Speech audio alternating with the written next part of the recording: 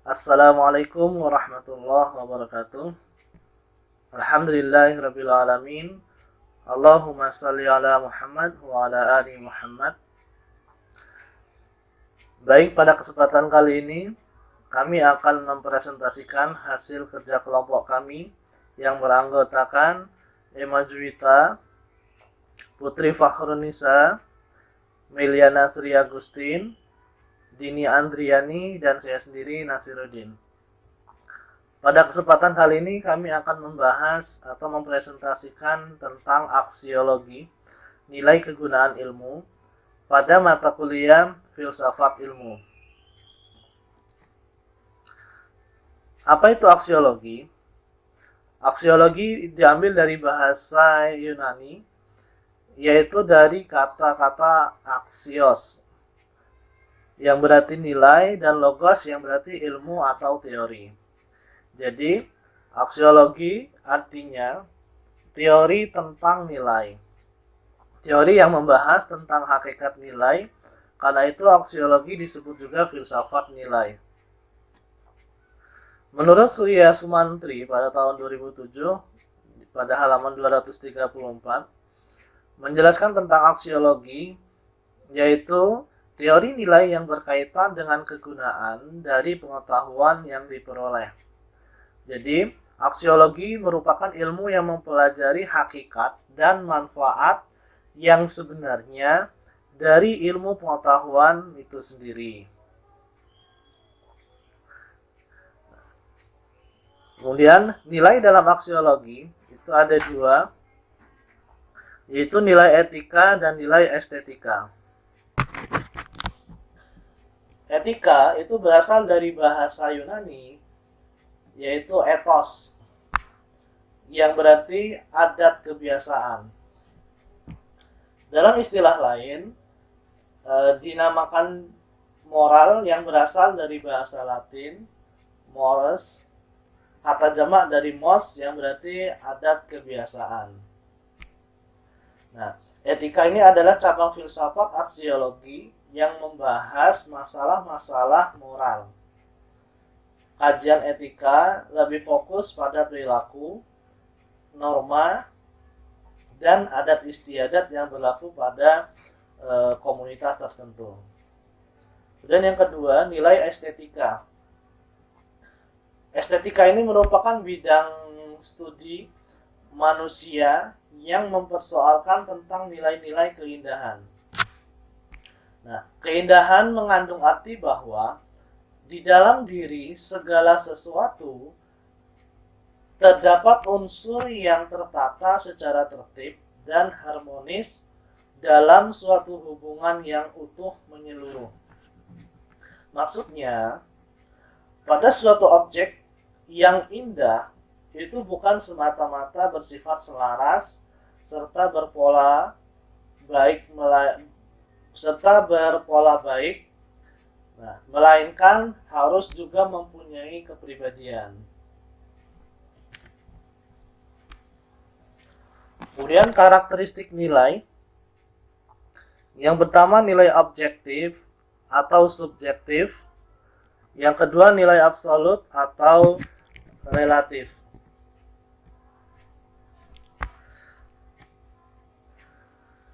Nilai itu objektif jika ia tidak terpengaruh pada subjek atau kesadaran yang menilai. Sebaliknya, nilai itu subjektif jika eksistensinya, maknanya, dan validitasnya itu terpengaruh atau tergantung pada reaksi subjek yang melakukan penilaian, tanpa mempertimbangkan apakah ini bersifat psikis atau fisik.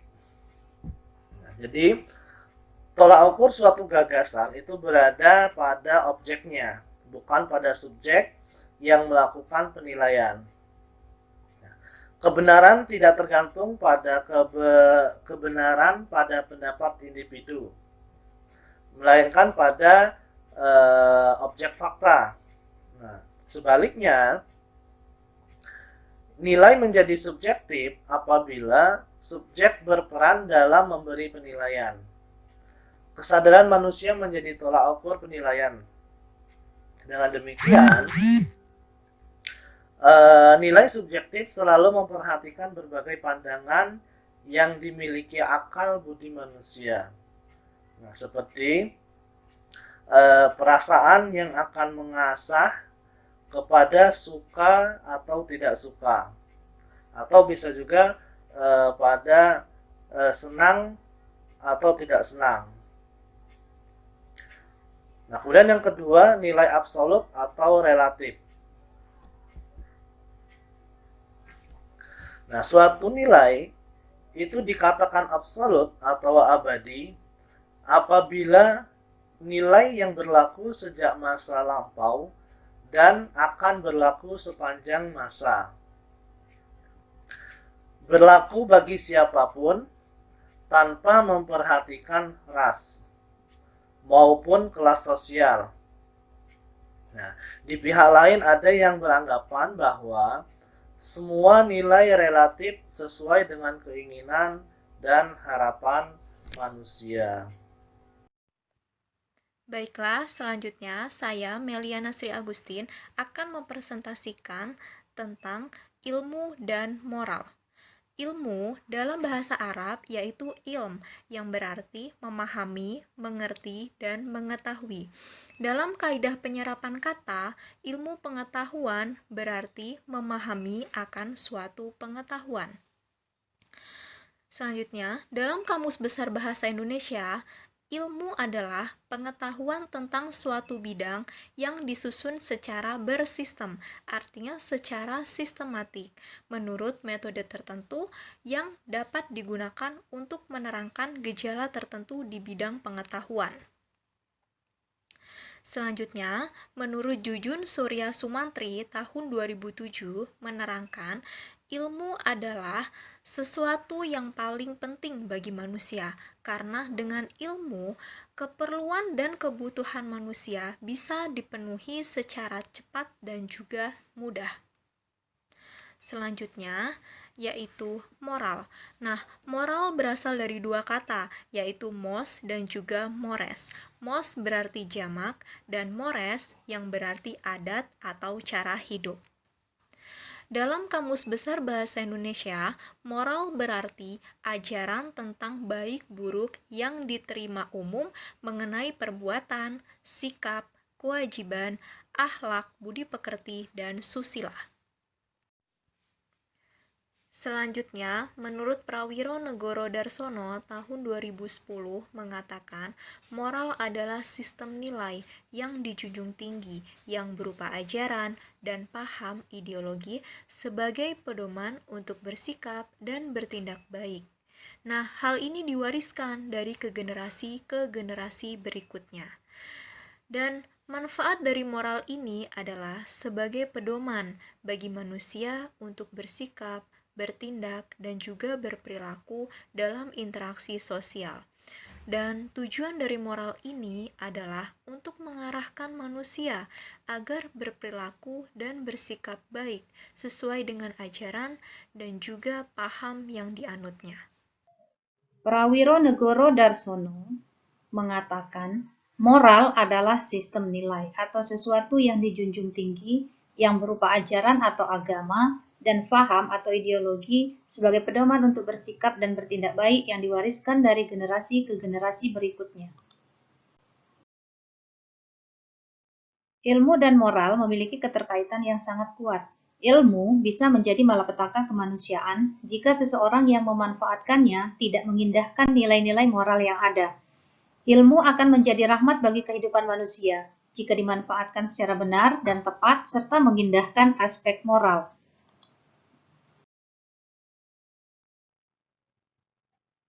Tanggung jawab sosial ilmuwan. Seorang ilmuwan mempunyai tanggung jawab sosial bukan saja karena dia adalah warga masyarakat yang kepentingannya terlibat secara langsung di masyarakat, namun yang lebih penting adalah karena dia mempunyai fungsi tertentu dalam kelangsungan hidup bermasyarakat. Menurut Surya Sumantri 2010 halaman 237, fungsinya selaku ilmuwan tidak berhenti pada penelaahan dan keilmuan secara individual, namun juga ikut bertanggung jawab agar produk keilmuan sampai dan dapat dimanfaatkan oleh masyarakat. Tanggung jawab sosial seorang ilmuwan adalah memberikan perspektif yang benar, untung dan ruginya, baik dan buruknya, sehingga penyelesaian yang objektif dapat dimungkinkan. Seorang ilmuwan harus tampil ke depan dan berusaha mempengaruhi opini masyarakat terhadap suatu masalah. Menurut Surya Sumantri 2010 halaman 241, kemampuan analisis seorang ilmuwan dapat dipergunakan untuk mengubah kegiatan non-produktif menjadi kegiatan produktif yang bermanfaat bagi masyarakat banyak. Baik, di sini saya akan melanjutkan mengenai hakikat seorang ilmuwan. Pada dasarnya, manusia berpikir dengan teratur dan teliti. Begitu juga dengan seorang ilmuwan. Seorang ilmuwan tidak menolak ataupun menerima sesuatu secara begitu saja tanpa suatu pemikiran yang cermat. Kelebihan inilah yang menyebabkan ilmuwan mempunyai tanggung jawab sosial. Nah, di bidang etika, tanggung jawab sosial seorang ilmuwan bukan lagi memberikan informasi, melainkan memberikan contoh. Ilmuwan harus tampil di depan. Bagaimana cara bersifat objektif, terbuka, menerima kritik, menerima pendapat orang lain, kukuh dalam pendirian yang dianggapnya benar, dan berani mengakui kesalahan.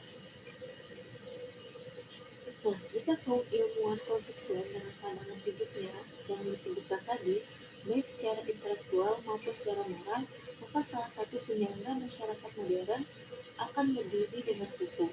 Berdirinya pilar penyangga keilmuan merupakan tanggung jawab sosial seorang ilmuwan. Selanjutnya yaitu nuklir dan pilihan moral. Nah, apa sih hubungan nuklir dan pilihan moral?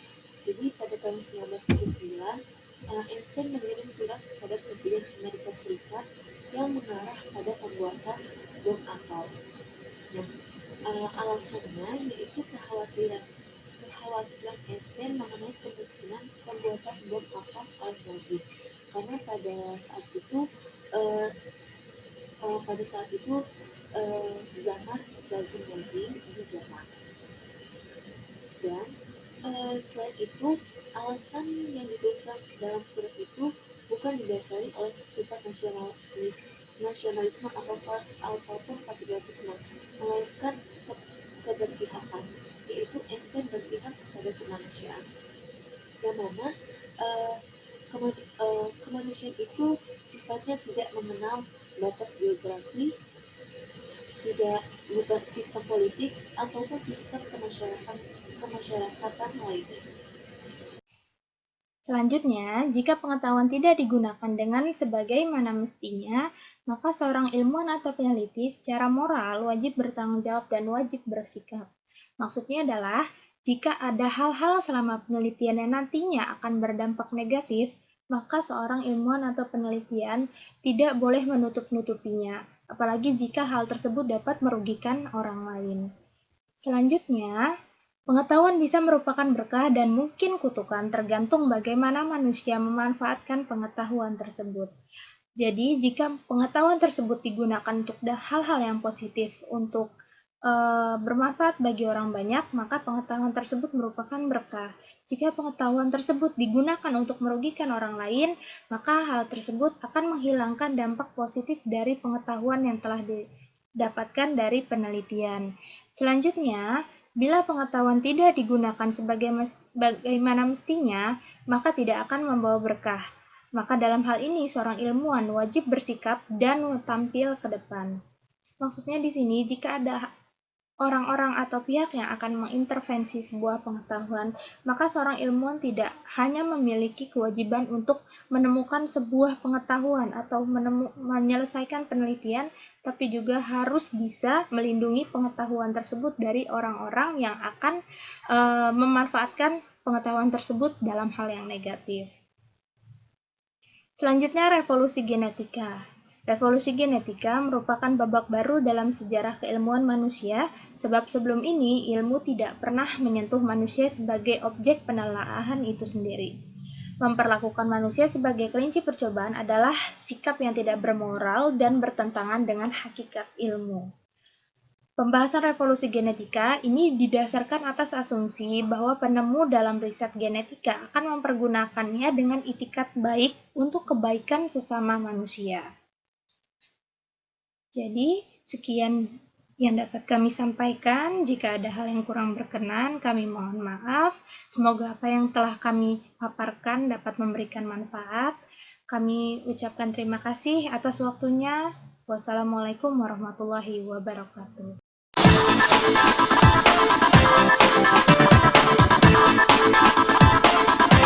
Thank you.